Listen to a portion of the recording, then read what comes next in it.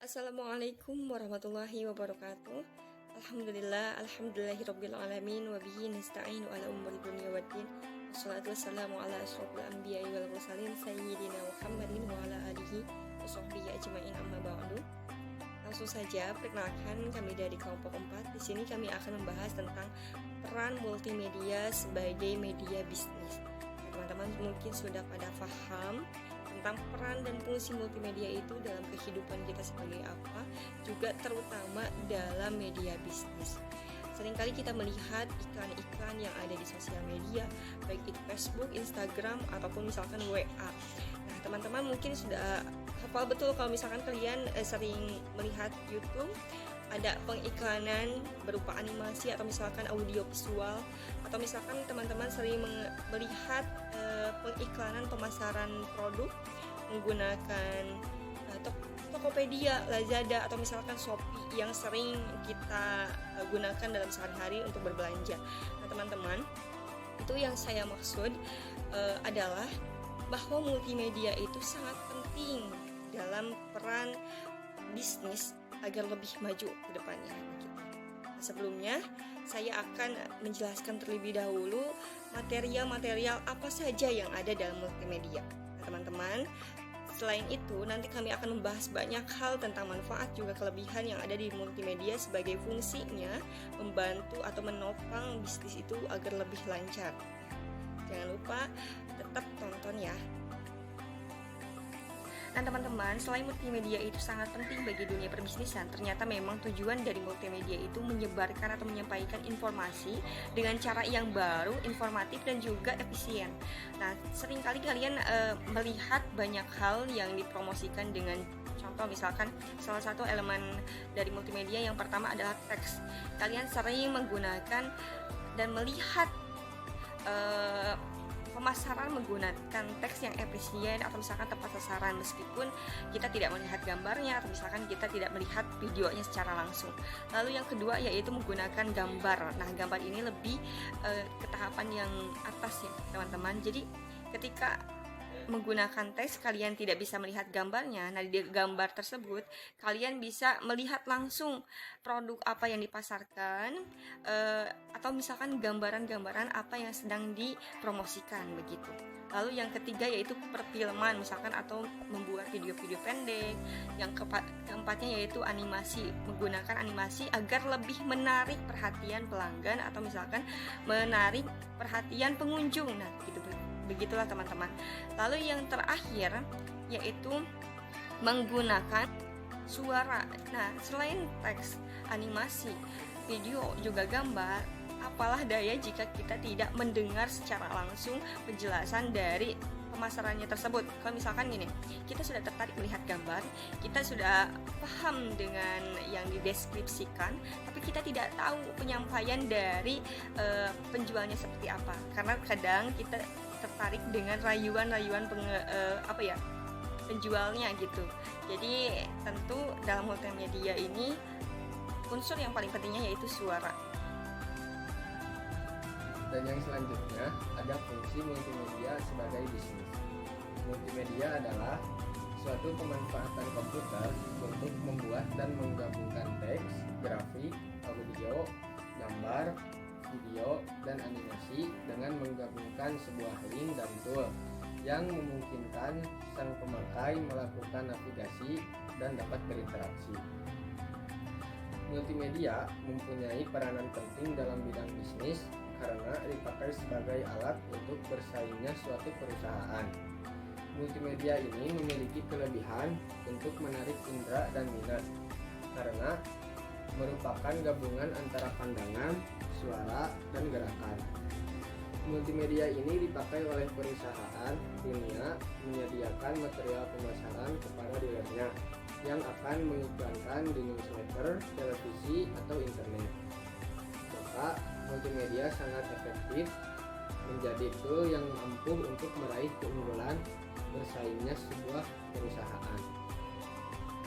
Multimedia adalah sebuah kombinasi yang paling sedikit, yaitu dua media input atau output dari data. Media ini dapat berupa audio, animasi, video, teks, grafik, dan gambar.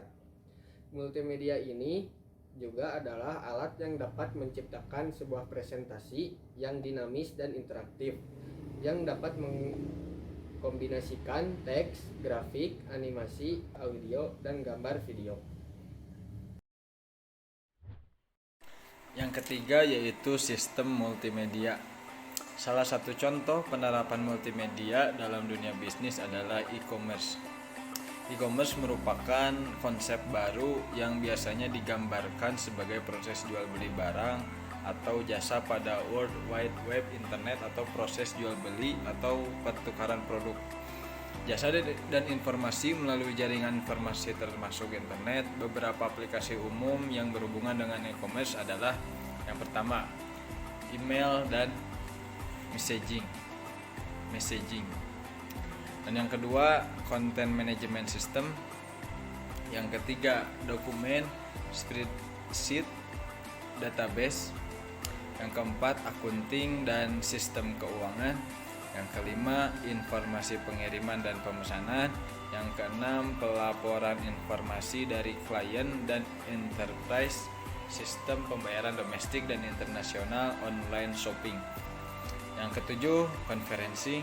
Yang kedelapan, online banking.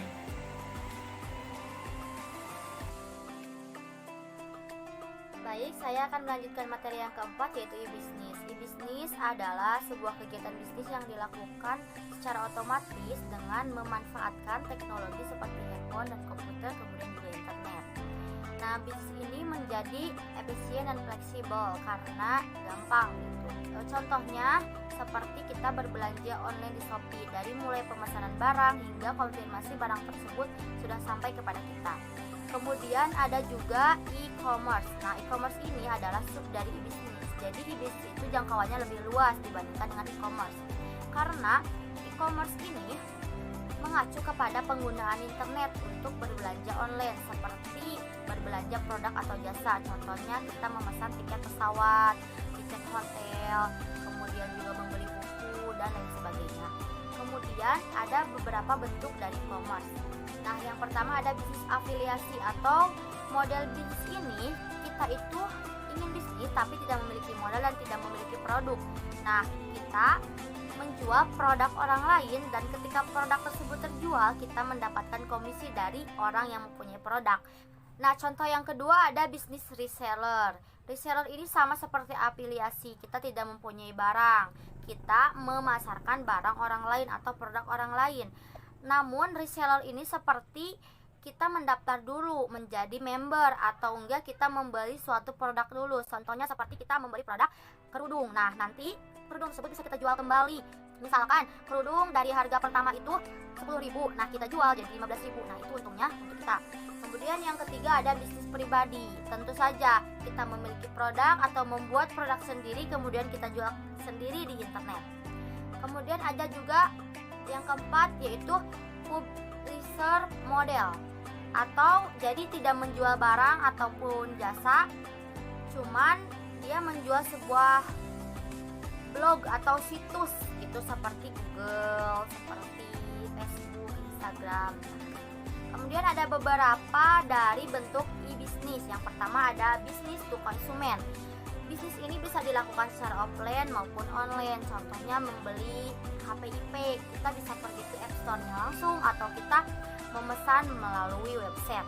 Kemudian yang kedua ada bisnis to bisnis. Contohnya seperti yang saya ikuti yaitu Warung Umat. Nah, Warung Umat ini bermitra dengan bisnis British Propolis. Nah, Warung Umat ini memiliki keuntungan dari bermitra bersama bisnis British Propolis. Kemudian yang ketiga ada customer to customer. Contohnya itu seperti kita bisa menjual dan kita bisa membeli barang seperti di OLX, kita bisa menjual motor dan kita juga bisa membelinya kembali. Kemudian yang keempat ada customer to business. Contohnya adalah orang-orang yang bisa membuat aplikasi bisa dipajang di Google Play. Kemudian Google akan menginformasikan atau menawarkan kepada pengguna Google. Kemudian yang kelima ada government to business. Jadi pemerintahan bekerja sama dengan orang pembisnis. Contohnya adalah pajak perseroan, kemudian pelelangan dan penjualan yang dilaksanakan oleh pemerintahan. kemudian juga hak paten dagang dan lain sebagainya. Yang keenam itu ada business to government. Jadi seperti pemasaran sektor publik. Contohnya adalah IBM Center for the Business of Government, menghubungkan penelitian manajemen publik dengan praktek.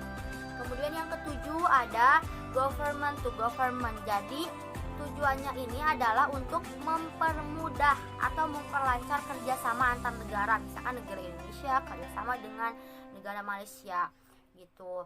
Kemudian juga untuk bersangkut paut dengan masyarakat, industri, perusahaan, dan lain-lain. Contohnya seperti administrasi perdagangan, proses-proses politik, mekanisme hubungan sosial dan budaya.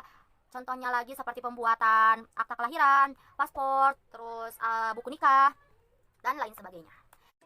Terima kasih. Selanjutnya yaitu strategi e-bisnis.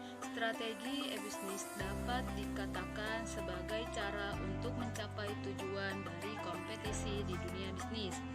E-bisnis tidak dapat bekerja tanpa strategi bisnis. Di sini kita akan menjelaskan tentang strategi e-bisnis itu ada 3. Yang pertama yaitu strategi analisa, yang kedua strategi dalam pemilihan, yang ketiga strategi implementasi. Strategi analisis adalah strategi di mana organisasi menganalisa segala sesuatu dengan tepat sesuai dengan tujuan e-bisnis. Dan berikut ini 4 model umum strategi bisnis yang dapat dianalisis. Yang pertama yaitu low cost leadership. Dalam strategi ini sistem informasi diharapkan dapat mendukung dalam kegiatan memproduksi produk, menganalisis, serta yang lainnya. Yang kedua yaitu produk differentiation. Strategi ini pada dasarnya adalah bagaimana menghasilkan suatu produk yang berbeda dengan produk yang lain. Dan yang ketiga yaitu fokus on market niche strategi. Ini lebih menekankan pada bagaimana sistem informasi itu nantinya dapat fokus pada bangsa pasar tertentu dan dapat melayani yang lebih baik. Selanjutnya yaitu strengthen customer dan supplier intimacy strategi. Ini lebih mengutamakan kekuatan hubungan baik shop atau pelanggan atau partner. Selanjutnya dengan manfaat e-bisnis, kelebihannya 1. Akses mudah agar bisa menghubung dengan komunikasi konsumen. Pembisnis hanya membutuhkan koneksi internet yang baik dan memadai. 2. Waktu hemat dengan waktu. Jika bisnis yang dilakukan pada umumnya harus kita pergi ke tempat konsumen maupun rekan-rekan yang bisnis lainnya untuk melakukan transaksi walaupun kerjasama dengan maka perbedaan e-bisnis segala jenis komunikasi dilaksanakan secara online internet, tidak membutuhkan modal besar. Banyak orang yang beranggapan bahwa untuk memulai bisnis harus mempunyai modal ulang yang besar. Menurut saya hal tersebut itu adalah pendapat yang kurang tepat, karena setiap orang bisa melalui bisnis internet, bahkan tangkapan modal seperti meskipun asalkan memiliki koneksi internet yang baik dan bisa menggait kerja sama dengan orang. Selain itu, salah satu contohnya e-bisnis tanpa modal yaitu bisnis reseller. Kita menjual ulang barang yang dijual oleh penjual lainnya. Kelemahan 1. Tidak ada pertemuan dengan konsumen secara langsung. 1. kelemahan dari e-bisnis yaitu tidak ada akses antara pembisnis dengan konsumen agar tidak bisa tetap muka secara langsung, harus membuat bertemu. Risiko penipuan lebih tinggi dibanding bisnis lainnya karena tidak ada pertemuan antara pembisnis dengan konsumen, maka akan sering terjadi jika konsumen ataupun calon pembisnis pemula kurang pengetahuannya seluk-beluk bisnis internet. Sekarang ini sedang menjamur bisnis MLM, multi level marketing lewat internet yang menawarkan secara dengan gaji tanparan.